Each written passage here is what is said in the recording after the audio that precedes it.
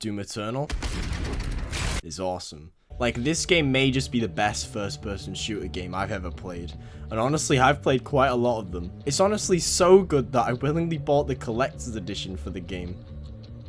£200 well spent. The game is a sequel to the critically acclaimed Doom 2016, and it improves on almost everything from that game, which is an amazing accomplishment because Doom 2016 felt like the pinnacle of first-person shooters before Eternal even came out.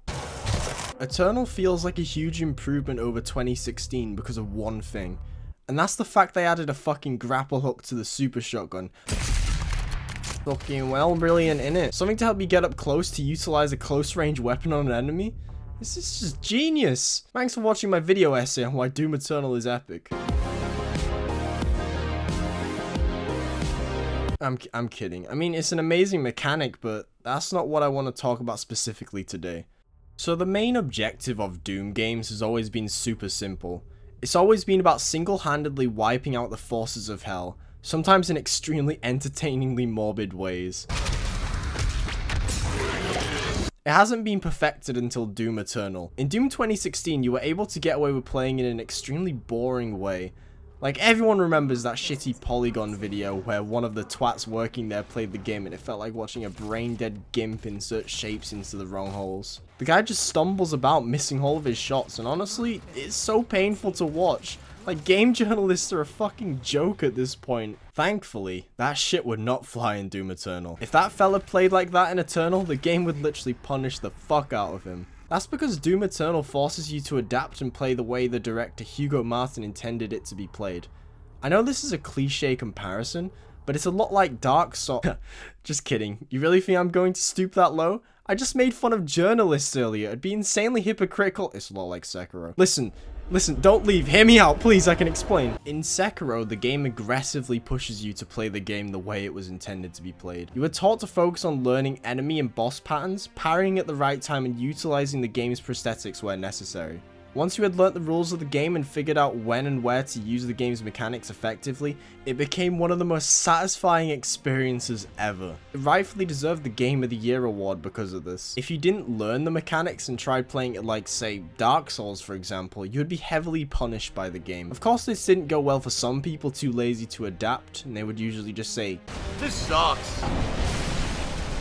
Fuck this." Complete bullshit. I mean, come on, if a fucking quadriplegic guy can beat a boss in the game, anyone can. You're just fucking lazy and refuse to actually adapt to the game's rules. I think this comparison is extremely justified for Doom Eternal. Hugo Martin himself says he loves Sekiro, so it's kind of clear he took notes from the design of the game. Have you played Sekiro, for instance? Sekiro is one of my favorite games. In Doom Eternal, you are punished for not playing it like, well, Doom. For starters, in 2016, the player was given way too much ammo, so they could stick to a gun they were most comfortable with, and honestly, it was just kind of dull as shit to see. The ammunition is significantly lowered in Doom Eternal, and they got rid of the infinite ammo pistol, which is genuinely a genius design choice because it promotes the player to constantly switch between all the weapons in their arsenal to make the most out of every combat encounter effectively. Not only does it feel amazing to do, it also looks awesome from a viewer's perspective.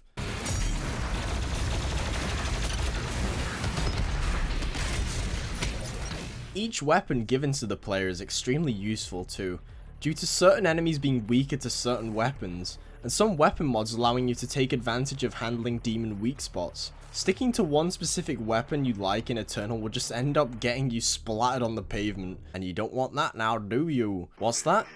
You've run out of ammo? Well, here's a neato little mechanic we brought back from Doom 2016 called a chainsaw.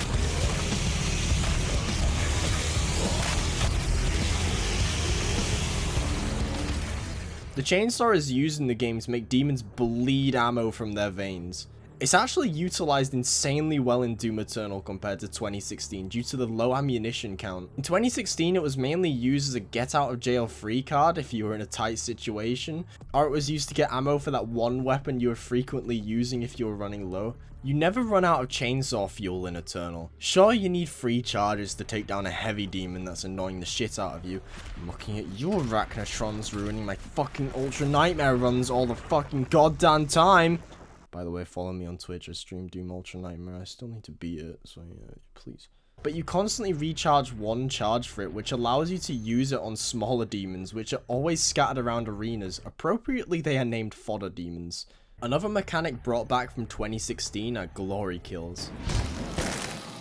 Basically what it is when you damage a demon enough, they get staggered and start to flash, which allows you to perform a glory kill.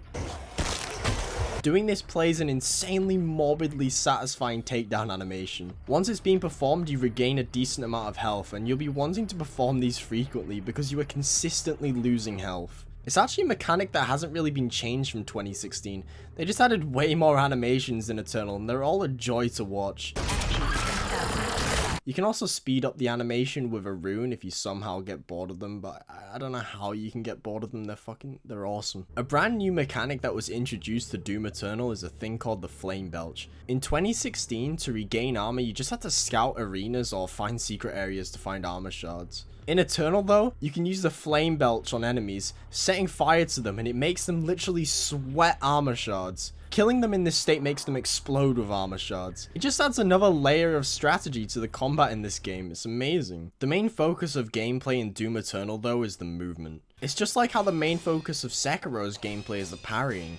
Remember how I said if the polygon fella played like he did in 2016 in Eternal, the game would completely demolish them? Well, I wasn't lying. Doom Eternal completely bombards you with demons almost all the time. You cannot stay still at all. In Doom 2016, you earn a new fresh pair of Tims 1/3 of the way through that allows the player to double jump. If they did that in real life, they might actually be worth the price, if you know what I mean. Thankfully, Mr. Slayer kept these boots for Eternal, and you get to use them straight off the bat.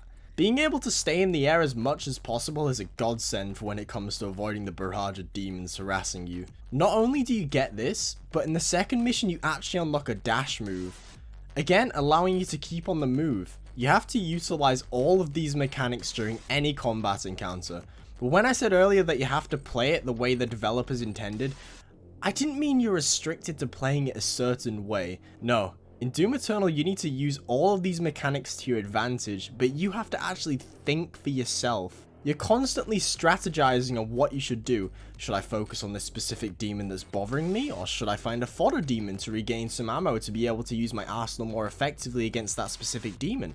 Or maybe I should flame belch and glory kill a demon to regain some health and armor so I'm fully ready when I take on this specific demon. You get into this insanely satisfying gameplay loop where everything just flows nicely. Just like in Sekiro. The game just clicks with you. You understand the game's mechanics, and it's just an insanely satisfying feeling conquering the challenges the game throws at you. One specific challenge though has stuck out to almost everyone that has played the game. That challenge literally being the bane of almost every game journalist's existence. That challenge being known as the Marauder. They are the only objectively terrible thing in the entire Doom franchise at this point.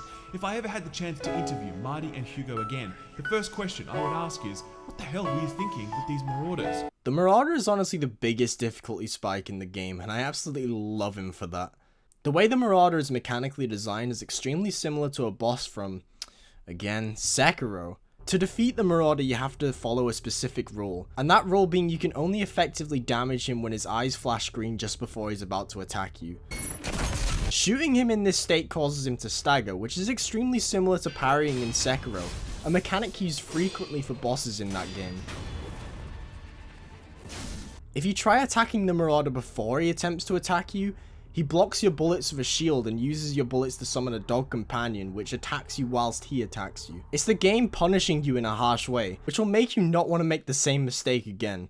However, you are able to damage the Marauder if you think strategically and take advantage of your arsenal. One example is you can shoot rockets behind him and use the remote detonation mod. It's just like using prosthetics in Sekiro during boss fights. You're thinking outside of the box whilst also following the game's set rules. The Marauder returns later in the game multiple times, but each time he's surrounded by more and more enemies to challenge the player, to see if their skill level has increased. id Software knew themselves that the Marauder was extremely tightly designed, and to counter criticism aimed towards the Marauder, they decided that they're gonna make us fight 2 at once in the DLC. I'm honestly so excited. In conclusion, what I'm trying to get across in this video is that I genuinely appreciate it when game directors are confident with how they want their game to be played.